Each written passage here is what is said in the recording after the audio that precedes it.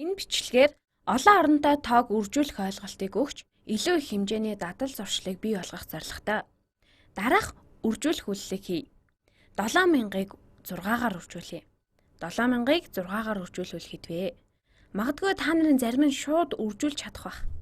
Энд 7-г үржих нь 1000 буюу 7000 байна. Үүнийг 6-гаар үржүүлвэл хэдвэ? 7-г үржих нь 6 тэнцүү 42. Тиймээс энэ тохиолдолд 42000 болно. Та нар үүнийг шууд үржүүлж хариуг нь 6-г 7000-аар үржүүлвэл 42000 болно гэж хэлж болох юм. Хэрвээ шууд бодсон бол гайхалтай байна. Үүнийг бодох өөр нэг арга бол 6 7 42 гэдгийг бид мэднэ. Энд 1000-ийн орон байгаа учраас бид 7-оор биш 7000-аар үржүүлнэ. Тиймээс 3 тэг нэмээд 42000 болно. Энд 3 тэг байна. Үүнийг илүү сайн ойлгохын тулд яах вэ? Үржүүлэх үйллийг баг зэрэг ойлгуулж чадсан л та. Гэхдээ арай дэлгэрэнгүй үзье. 7000 бол 1000-ыг 7-оор үржүүлсэнтэй тэнцүү. Эсвэл 7-г 1000-аар үржүүлсэнтэй тэнцүү. Энэ бол 7000. Бас өөрөөр 1000 ширхэг 7 гэж хэлж болно. Тиймээс энэ бол 1000-ыг үржих нь 7.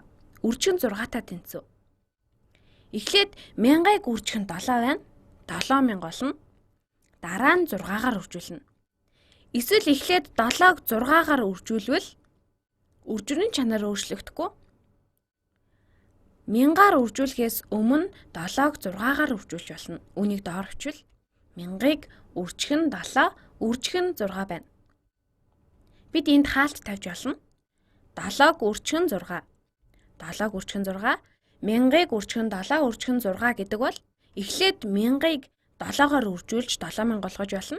Эсвэл 7-г 6-гаар үржүүлээд 42 болгож болно. Дараа нь үлдсэн тоогоор нь үржүүлнэ. Хэрвээ эхлээд 7-г 6-гаар үржүүлвэл 42 болно. Дараа нь 1000-ыг 42-оор. Тэгэхээр 1000-ыг 42 удаа авсантай тэнцүү. Тодорхой хэлбэл 42000 болно. Энд дахиад 42000. Үүнийг цээжээр хурдан бодож чадвал сайн дадал зуршлыг бий болгоно. Энэ илэрхийллийг яагаад ингэж задлж бичсэн бэ гэхээр хаан академийн дасгалууд дээр хэрэглэгддэг арга юм.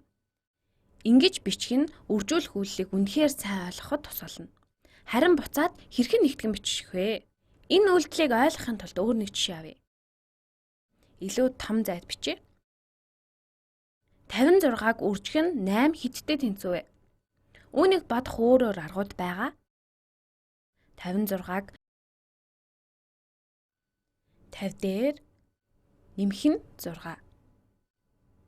Тиймээс 50 дээр нэмэх нь 6-г үржих нь 8. Үүнийг 8-ын үржүүрт задлан бичиж болно. 50-ыг үржих нь 8 болно.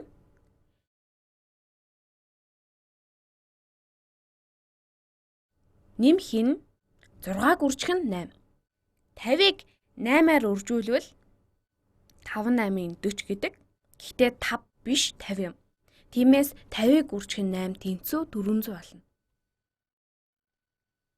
Үүнийг бодох нөгөө арга нь 5 8-ын 40. Гэхдээ энд 5 биш 50-ын талаар ярьж байгаа. Тиймээс 50-ыг үржих нь 8 бол 400. 6-г үржих нь 8 бол 48-тай тэнцүү. Ингээд нийлбэр нь 448-тай тэнцүү гарна.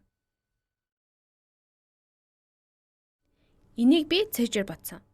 Бодохдоо яг энд бичсэн шиг бодоогүй ч хариу нь адилхан байна.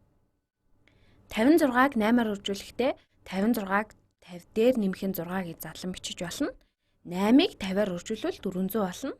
400 8-ыг 50-аар үржүүлвэл 400 болно. 8-ыг 6-гаар үржүүлвэл 48, 400 дээр нэмэх нь 48 болно. Үнийг цээжээр бодож болно. Сайн дадлага хийх хэрэгтэй.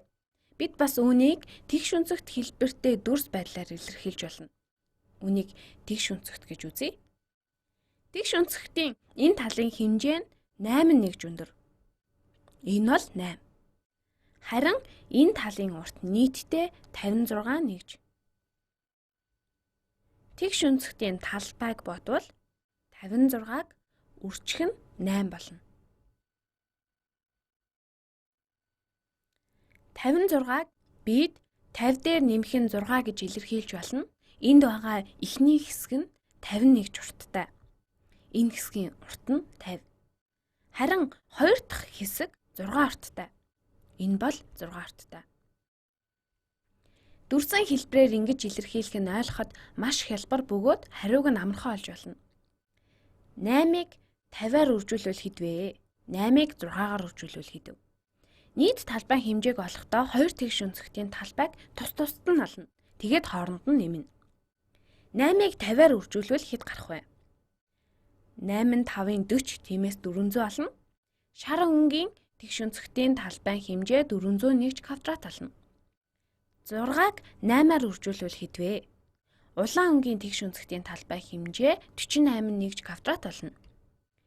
Нийт талбайн хэмжээ нь шар өнгийн тэгш өнцгтийн талбай болох 401 квадраттай нэмэх нь улаан өнгийн тэгш өнцгтийн талбай болох 48 квадратыг нэмбэл 448 болно. 448 бол бүтэн тэгш өнцгтийн талбай болно.